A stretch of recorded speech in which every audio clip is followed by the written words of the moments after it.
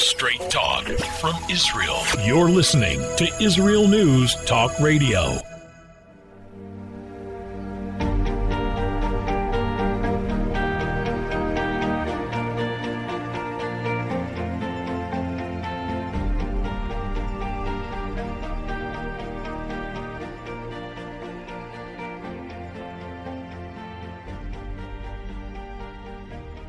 Hello, welcome to News from the Torah. Today is the third day of the Hebrew month of Tammuz, June 13th, 2021, the weekly Torah portion of Chukat, and I'm Leah Roni. Welcome to this show. So today is the third day of Tammuz, or Gimel Tammuz as it is known in Hebrew, and it is a very special day. It's the day of the passing of the Lubavitcher Rebbe, probably the most iconic and well-known Jewish leader of the past 100 years. And it's amazing that it is in this week's Torah portion, we also read about the passing of the first leader of the Jewish people in Egypt, of Miriam, the sister of Moses. And our sages say in that commentary that the passing of the leader purifies the generation. So today we will dedicate this show to the heritage of the Lubavitcher Rebbe, to his mission, to his teachings, to his leadership. We will see how his leadership has influenced our generation and understand why is it that the passing of a leader brings cleansing and purification to the generation. We will follow the Rebbe's teachings, and we will follow the teachings of the Baal HaTanya, the first Lubavitcher Rebbe, on this. Also, today at 4 p.m., the Knesset is supposed to convene and vote for the establishment of the new government, putting an end to 12 consecutive years of Netanyahu's leadership in Israel. We will discuss this end of era. We will discuss Netanyahu's special bond with the Lubavitcher Rebbe. And we will talk about the fact that Netanyahu has not been receiving the gratitude that he's owed for the years of service that he has given the Jewish nation. So lots to discuss on the show. It's going to be great and exciting. Don't go anywhere. Stay put. And we will be right back after these messages.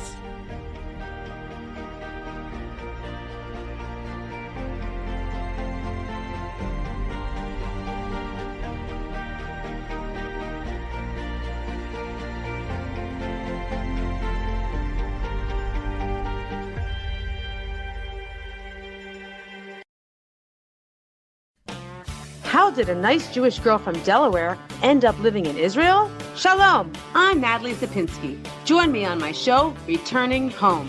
Meet different people who have moved to Israel. Hear their personal stories, their highs, their lows, and everything in between. Each week, we talk to experts on immigration and the process of moving to Israel. Listen to Returning Home every Thursday, only on Israel News Talk Radio.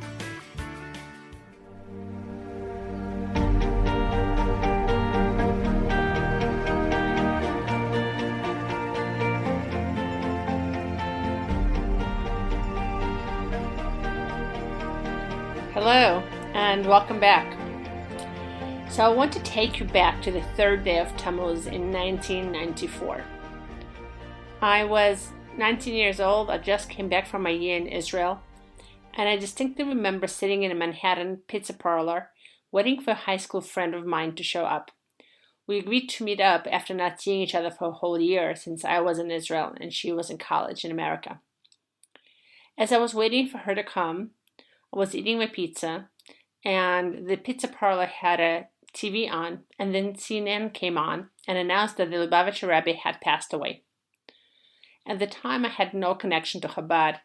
I had heard about the Rebbe on different occasions, but only in passing. I didn't really know who he was and how he was important. But I distinctly remember watching that broadcast and the images of distraught Hasidim down the streets near 770 from that TV broadcast are really etched into my mind all these years later.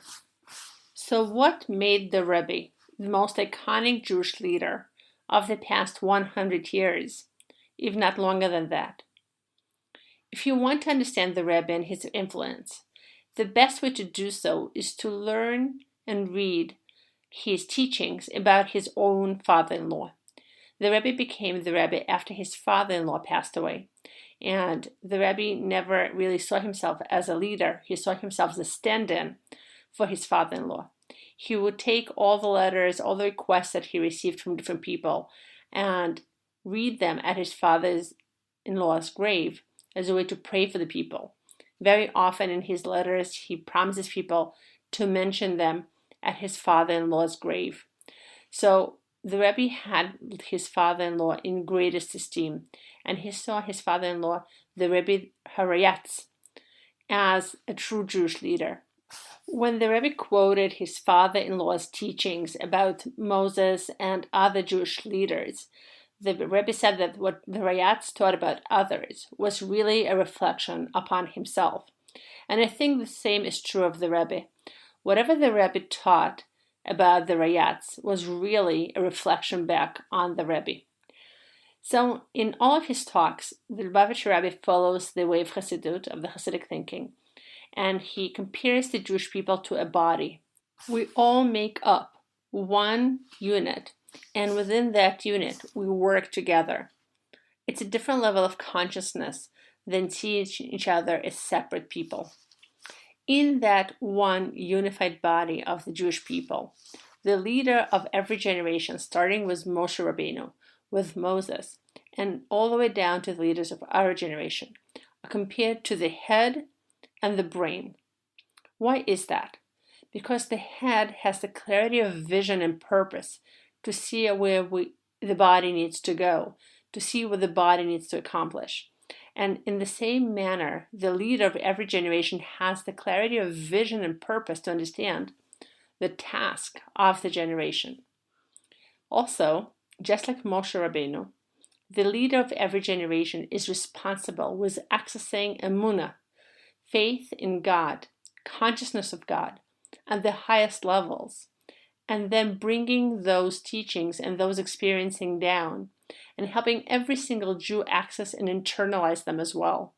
Not just teach, not just give over information, but help every Jew experience, understand, internalize, live godliness. And this is something that the Rebbe had done. Despite the moral disintegration of the past century, or perhaps because of it, the Rebbe had a perfect line of vision towards Geula, towards redemption. The time when every single person will have clear vision and feeling for godliness in the world. For this is redemption. The way Hasidic thought explains redemption is that each and every one of us will see and feel godliness the way we feel and see physicality today. And as far-fetched as that sounds, the Rebbe always believed that the redemption is very close, it's just around the corner. And he worked extra hard to make sure that we internalize that message, that we believe not only in God and in godliness, but also, maybe even primarily, in ourselves, that we believe that we can be worthy of seeing godliness, of accessing godliness, of connecting to God. Making this belief, bringing this emunah down to all of the Jewish people became the Rebbe's lifelong mission. A different comparison between a brain and a Jewish leader is also in the fact that the brain processes everything that happens to every part of the body, and it feels every part of the body. The Rebbe felt the needs and the pain of every single Jew everywhere. The Rebbe was only second to the President of the United States in the number of letters he received. He took great care to open each one personally and respond. At one point, somebody in his office suggested buying an automatic letter opener to save a few seconds on opening every single letter. But the Rebbe objected. He said that letters that are sealed with Jews' tears cannot be opened by a machine. And personally, though I have never met the Rebbe, I have had experiences of his involvement in my life dozens of times. The synchronicity is staggering. And thirdly, the Rebbe explains that just like the head cannot go anywhere without the legs, the Rebbe cannot accomplish things without the people. The legs take the head wherever the head decides to go. But a true leader needs to make sure that the people are with him, that the people buy into the vision, and then they work with him, with the leader, to make that happen. And not only that, but that neutral bond between the leader and the people, between the Rebbe and the Hasidim, ensures that the Rebbe is able to access even higher levels of consciousness that he can then bring back to the people. It's a cycle. The levels of consciousness that the Rebbe receives are not for him. They're for the people that he's leading. And the people, through the connection, give the Rebbe the ability to reach even higher levels of consciousness. When we talk about the Lubavitcher Rebbe, it's really clear. He could not have accomplished what he had accomplished without his Hasidim. In 1951, when the Rebbe took over the Chabad Hasidut, it was a small group of several hundred people. The Hasidic movement and most of European Jewry have been decimated by the double tragedy of the Holocaust and Stalinism. And in Europe, Jewish communities were facing rapid assimilation. Most Jews were leaving the enclaves and the religious lifestyle, and those Jews who were committed to staying Jewish was closing off in small ghettos, determined to preserve whatever they could and not stick their nose out. But the Rebbe saw things differently. Instead of making sure that his small enclave of Hasidim stays put, he actually started sending out emissaries to different far-off places, like Morocco or Midwest, places where there was little Jewish community, little established, and the Rebbe would take a young couple or a young chassid and tell him to go to this far-off location to live forever and create a new Jewish community. And people thought this was crazy.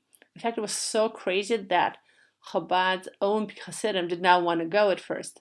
But the Rebbe insisted. He insisted that this was the mission. He insisted that that was what needed to be done, because he had the clarity of vision that few had at the time. And lo and behold, one by one, and then two by two, and then dozen by dozen, young Jewish couples picked up and moved to different corners of the world and became Chabad shluchim and opened Chabad houses. And now today, almost every country in the world has a Chabad house. But what's staggering is that the number of Chabad houses that are open today in 2021 is 3 times the number of Chabad houses that were out there in 1994 when the Rebbe passed away. That's right. This movement has tripled since the time that the Rebbe died. And these Hasidim really took the message of the Rebbe to every single corner of the world. Together, the Rebbe and the Hasidim turned a small group of several hundred people into the largest Jewish organization in the world, with active missions in almost every single country. So it is these 3 things that made the Rebbe the leader that he was. The clarity of vision and purpose, beyond anything that anyone could have imagined. The unbelievable love for the Jewish people, and every single Jew in particular. And the willingness of the Hasidim to become his emissaries and take his vision to literally every corner of the world. In 1950, shortly after his father-in-law passed away, the Rebbe wrote an introduction to his father-in-law's teachings. Interestingly, that introduction in 1950 is dated the 3rd day of Tammuz. Yes, the same exact date that the Rebbe would pass away 50-some years later.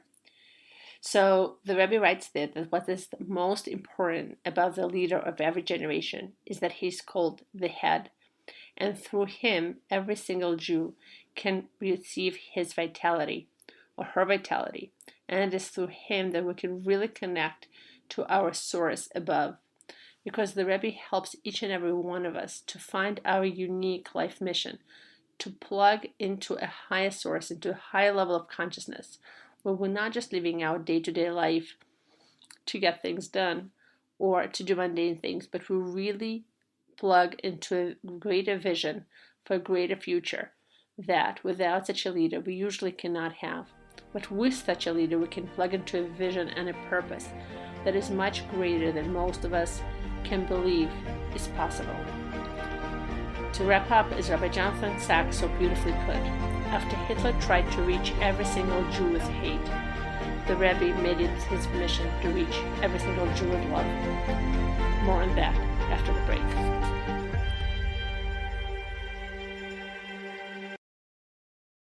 Shalom, everybody. Making a difference often takes just one moment and one person at a time. I am Orly Benny Davis, your show host on Israel News Talk Radios from Jerusalem with love. You'll be hearing people talking about politics, religion, social issues, and making a better tomorrow. Join me, Orly Benny Davis, for God and Country. From Jerusalem with love. Wednesdays on Israel News Talk Radio.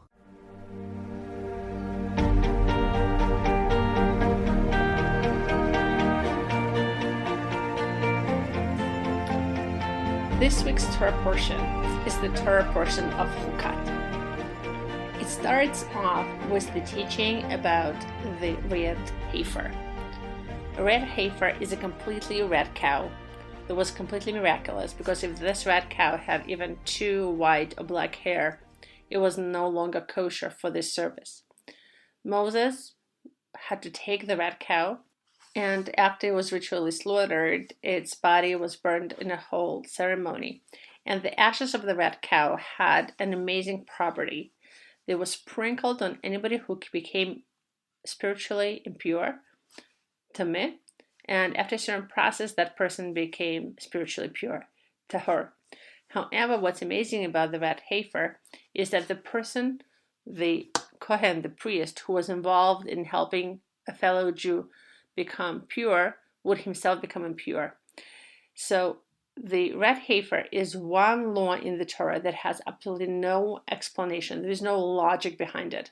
And even Shlomo, Solomon, the greatest Jewish sage, the person who was the person of greatest wisdom ever born, who understood the reasons and the logic behind every single commandment, never understood the reasoning of the red heifer. And the Talmud tells us that this one mitzvah actually has a reason that no human being can grasp. And it's very important for us to understand that, because in the end, we're not following God and His commandments because they make sense to us. Obviously, we'll learn them, we try to understand them, to delve into them, to bring them closer to ourselves. But this is not why we perform the commandments. Perform the commandments for one reason and one reason only, because God told us so. Because God's wisdom is infinitely greater than ours. And if we are serving God only in the places that we understand Him, if we only serve a God whom we can understand completely, then we're not really serving God. We're serving ourselves. Right after the story and the laws of the red heifer comes the story of the passing of Miriam, Moses' sister. And the sages ask, why the juxtaposition? Why does Torah bring these two stories together? The story of the red heifer and the story of Miriam's passing.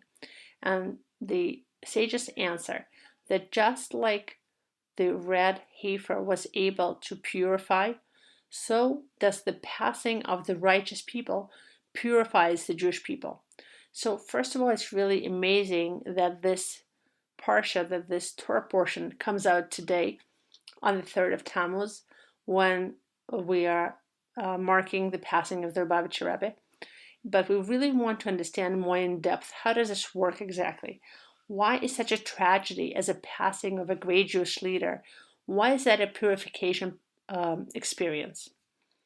So the Tanya, the seminal text of the Hasidic movement and of Chabad in particular, actually explains that. The author of the Tanya, Rabbi Shneur Zalman of Liadi, was close with Rabbi Levi Yitzchak of Berdichev. In fact, they were so close that their grandchildren got married at a certain point.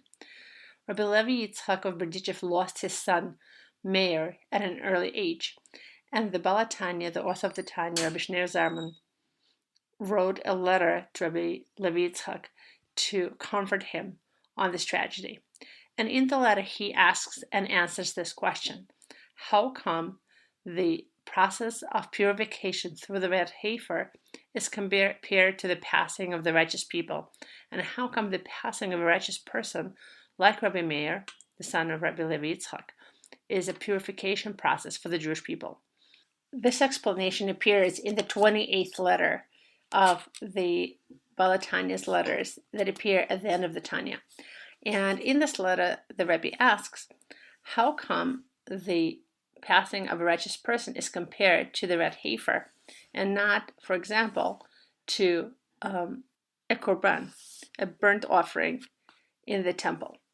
And he explains that a burnt offering in the temple was also a purification process. It was a granting of pardon for a mistake that a person made, for the kind of a mistake that a person makes because his egocentrical nature, his egoistical impulses, his natural inclinations pull him off away from the service of God and into a mistake.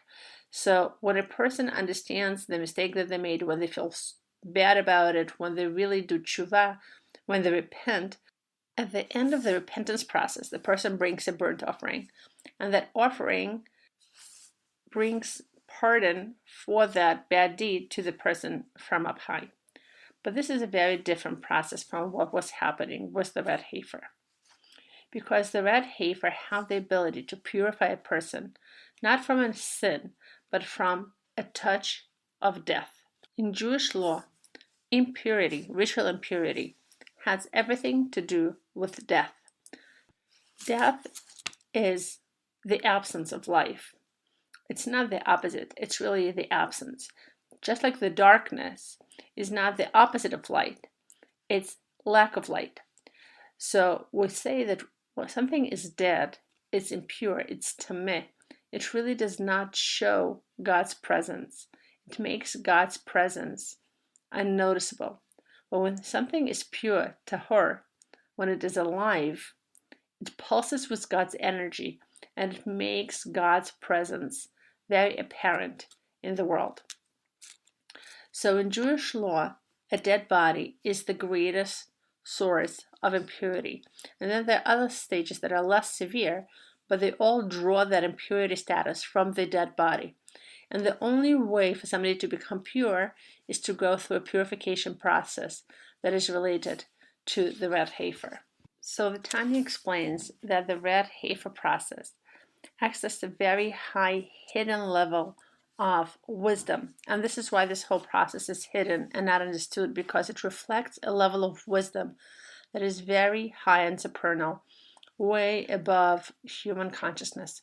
And it accesses that very high level of wisdom that enables a process of separating the good from the bad, and that brings that life force into the world to such an extent that it can go into the lowest and darkest places of death and turn impurity into purity.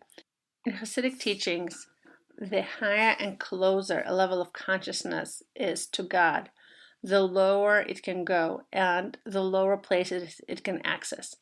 Something that is full of God consciousness, has very clear vision of God, can go into places of darkness in a much greater way and create that light. And this is the idea of the red heifer. So in the same way, a person who is a tzaddik, a person who is a holy person, they spend their entire life, dedicate their entire life to accessing high level of consciousness, of seeing godliness in the best way they can.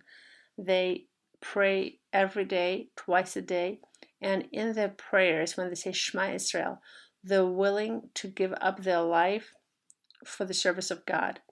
And all of their work, all of their service comes together and is gathered on the day of their passing. And when they pass to the other world, the cumulative brilliance of everything that they have done in this world gives them a possibility to bring purification to the people of their generation. Because just like we said in the first part, a great tzaddik, a great leader, is there for the people. And there is a symbiotic, cyclic relationship between the leader and the followers. The leader brings down God consciousness for the followers. He brings down faith. He helps people internalize faith in God. But also the more followers a leader has, and the more they're connected, so then the greater levels of God consciousness that leader can bring down. And this is the letter that the author of the Tanya wrote to Rabbi Levi Yitzchak of Berdichev to comfort him on the passing of his son Rabbi Meir, to tell him that Rabbi Meir was a great leader, and while there's a tragedy in the passing of a young person, the passing of such a righteous person undoubtedly brought purification to the Jewish people. So this unique ability to dedicate one's life and to even endanger one's life in order to serve God is what makes a righteous person righteous. And this clarity of vision of God that they can bring into the world and share with other people is what makes them so special, that enables them to purify the generation. And I would like to share with you a few words from a talk that the Lubavitcher Rebbe gave on the 28th day of Nisan in 1991. It was one of his most impactful talks, about 2 years before he passed away. And it really shows what he gave his life to and what he demanded of us, how he took that life mission, that life force, and shared it with everybody around him. He says like this: because of the unique stress on the redemption in this time, an astonishing question arises. How is it possible that despite all these factors, Mashiach has not come yet? Is it beyond any possible comprehension? It is also beyond comprehension that when 10 and many times 10 Jews gather together at a time that is appropriate for the redemption to come, they do not raise a clamor great enough to cause Mashiach to come immediately. They haven't been able to accept the possibility the Mashiach will not arrive tonight, and even that will not arrive tomorrow, or in the day after tomorrow, God forbid. And he goes on, all that I can possibly do is to give the matter over to you. Now do everything you can to bring Mashiach here and now, immediately. Maybe God's will that ultimately 10 Jews will be found who are stubborn enough to resolve to secure God's consent to actually bring about the true and ultimate redemption, here and now, immediately. I have done whatever I can. From now on, you must do whatever you can. May it be in God's will that there will be 1, 2, or 3 among you who will appreciate what needs to be done and how it needs to be done, and may you actually be successful in bringing about the true and complete redemption.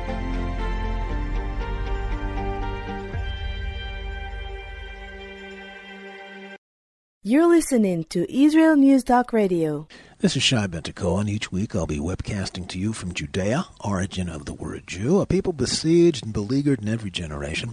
Nazi Germany is but a memory, but in its place the world invented the phantom Palestinians as this generation's internationally authorized Jew killers. Tune in for a different slant on life in Israel, Phantom Nation, every Monday. Hi, I'm Rabbi David Aaron. The soul basics are the most profound, the most essential, and yet often the most neglected in our education. Join me for Soul Talk on Israel's News Talk Radio and discover the secrets to love, spiritual growth, and personal power.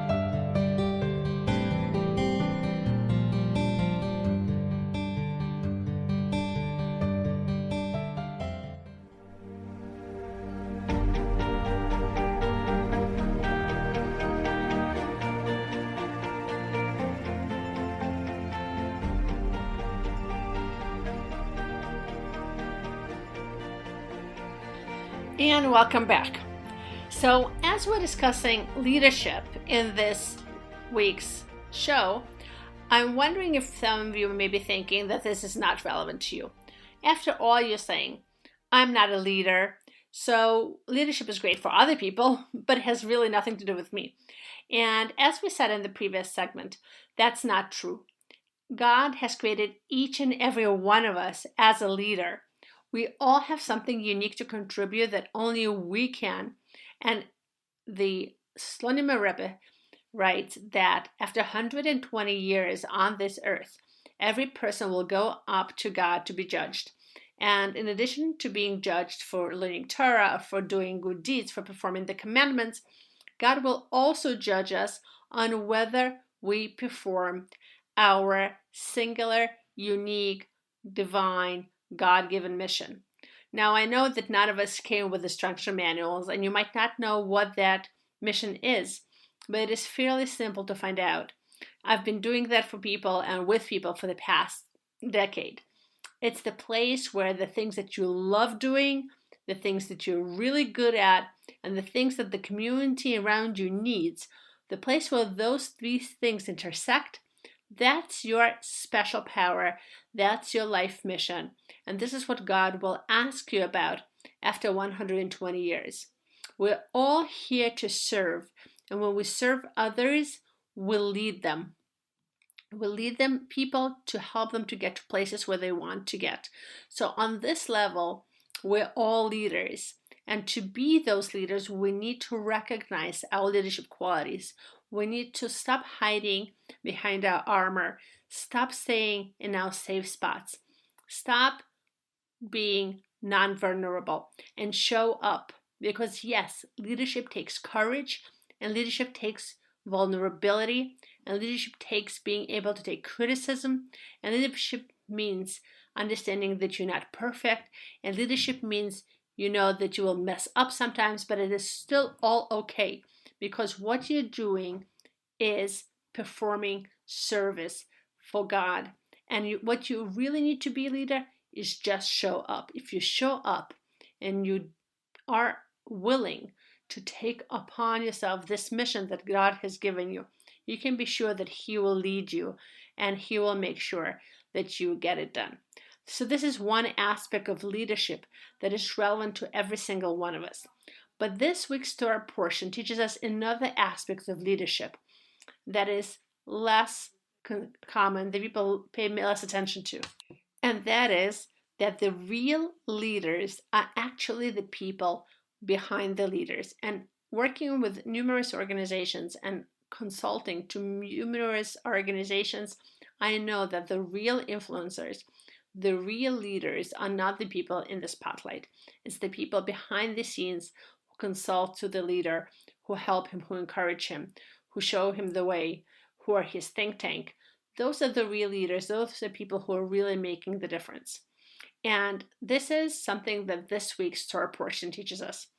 Our sages ask what happened that made Korach challenge Moshe's leadership. And on the flip side, they noticed that there was one of the leaders of the rebellion against Moses, a guy by the name On ben Peled, who somewhere in the middle of the Torah portion just disappears and is never mentioned again. So the Torah asks, why did Korach think of this rebellion? And on the flip side, what happened to this guy On ben Peled? And the answer the Torah gives is that it was all about their wives.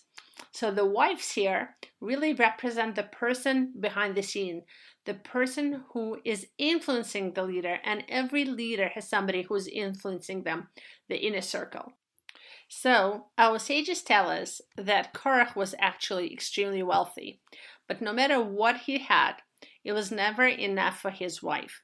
And she kept nagging him to go against Moshe because she had this developed political understanding, and she was thinking that Moses was grabbing more and more power, and she wanted that power for her own family. So she was nagging Korach, look, Moses, he took the leadership, and his brother Aaron, he has the priesthood, and the two sons of Aaron are the assistant priests. And they take the Truma donation to themselves, and so on and so on. And then when God told Moses to shave the Levites as part of their dedication, she said, look what he did to you. He got you to shave yourself and to look ridiculous. But Korach said, but Moses is also a Levite, and he also shaved. He said, yeah, for sure. He is willing to shave himself in order to ridicule you. So after nagging him day in and day out, some of her nagging actually went to Korach's head, and he started this rebellion against Moses. On the other hand, we're told that one of Korach's followers, his name was On ben Pelet, and he was from the family of Reuven. And while he's mentioned in the beginning as one of the leaders of the rebellion, then he disappears. So the sages notice that and ask how come. And then they bring the story. On ben Pelet was one of the leaders of the rebellion, and when he came home, his wife said, "What do you care? It doesn't matter who wins. If Moses wins, you're still a nobody. And if Korach wins, you're still a nobody. Doesn't matter who wins, you will still be a follower. Your personal prestige will not rise. So what do you care? What do you have in this game? What skin do you have in this game? Why is it worth your while to be part of this debate?" And On said, "Yes, that's true, but I've already committed myself. I can't get out of this. My honor is on the line. I've promised Korach to back him up." So his wife said, "You know what? Let me take care of it." And she set him down to a meal, and she gave him some wine, and basically he became inebriated and went to sleep.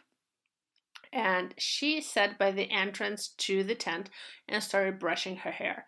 Now, hair is considered to be something that's kept private between husband and wife, and as part of Jewish law, women do not show up with their hair uncovered in public. So when Korach and his followers came to On's tent to call him and get him to join them against Moses, all of a sudden they came across his wife, who was sitting there with her hair uncovered and brushing her hair, and they were very pious, quote unquote, so they ran off and left On alone. And this is how On was spared the destiny of all the other followers of Korach, because when they all experienced the downfall and was swallowed by the earth, On was actually spared by his wife's wisdom.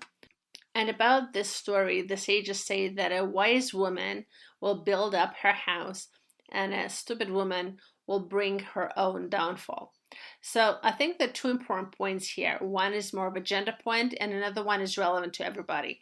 I think we all have tremendous power in our hands, and I think the sages underline the tremendous influence that we as women have on the people around us, on our husbands, on our children, on people at work.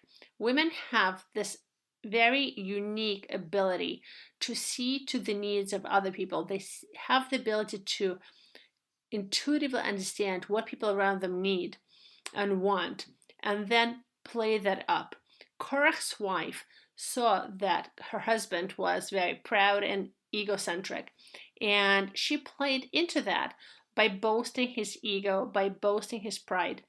And in the end, unfortunately, by playing up her husband's ego and pride, she really brought her house down. While on the other hand, On's wife understood that really her husband had nothing to gain from this whole story, and she knew how to navigate the terrain without going out into a full-blown conflict, how to get him out in a way that still preserved his honor, that did not require him to go against his own commitment. But she helped him to get out of this commitment that was not good for him. But then beyond the gender issue, we're all in places of influence. We're all close to people who are leaders. And that could be your manager at work. It could be a community leader. It could be a rabbi at a synagogue. We all have leaders around us. And I think every single one of us is surrounded by leaders. Even a teacher in class is a leader. So we all have leaders around us. And even if you don't see yourself as a leader, even if you don't see yourself as capable of leadership, I think you can identify people of leadership around you and understand that you have tremendous influence on them. Leaders are lonely. They need somebody to run things by. They need somebody to help them process their emotions. And by being there next to the leader, influencing leaders from behind the curtain, so to speak, you can have tremendous influence on how things are happening. So I want you to think for a minute of people in leadership positions whom you can gently influence to make the right decisions. I'm sure you can think of somebody, and I'm sure you can think of ways that you can change the reality in your place of work, in your community, in your synagogue, by influencing leaders gently to do the right thing, not going out into full-blown conflict like Korach's wife wanted, but gently influencing them to make the right decision, the way On Ben Pellet's wife did. And if we are committed to doing the right thing, if we're committed to making the world a better place, if we understand that we're placed at these critical junctions by God to play out our influence to serve other people, and we do this with prayer, then God will always help us do the right thing. I hope you enjoyed the show, and I hope it was useful for you. And I hope by the end of the show you have found some way to influence the surroundings around you in a better place. I hope to see you again next week on News from the Torah. Bye-bye.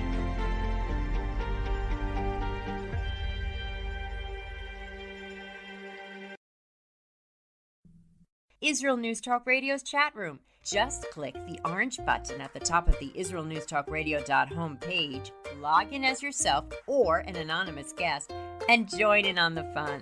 You'll meet other listeners from all over the world who listen to Israel News Talk Radio, and you can make new friends. Israel News Talk Radio's chat room. It's the closest you can get to being in the studio with us. We love listening to Israel News Talk Radio. Where can you get the inside news on Israel? At Israel News Talk Radio, we're dedicated to sharing Israel's inside story with the world by providing our listeners with news on Israeli politics, current affairs, and Israeli Jewish culture. The Israel News Talk Radio homepage also provides you, the listener, with useful information at your fingertips, with scrolling news headlines, weather, currency exchange, Shabbat candlelighting times, and so much more. Our radio programming is always accessible and on demand. We operate absolutely free of charge for everyone, everywhere. If you love what we do, partner with us now by becoming an Israel News Talk Radio supporter. With your support, you'll be inscribed on our Israel News Talk Radio Wall of Fame. There's nothing like us in the world. Be part of something great. Israel News Talk Radio. Straight talk from Israel. If you love Israel News Talk Radio, then you'll love our Facebook page. We keep you up to date on what's happening in Israel, plus little surprise treasures that we don't share on the radio. Go now to follow us on Facebook. Just look for the Israel News Talk Radio Facebook page, and don't forget to subscribe and follow us by clicking on the like button.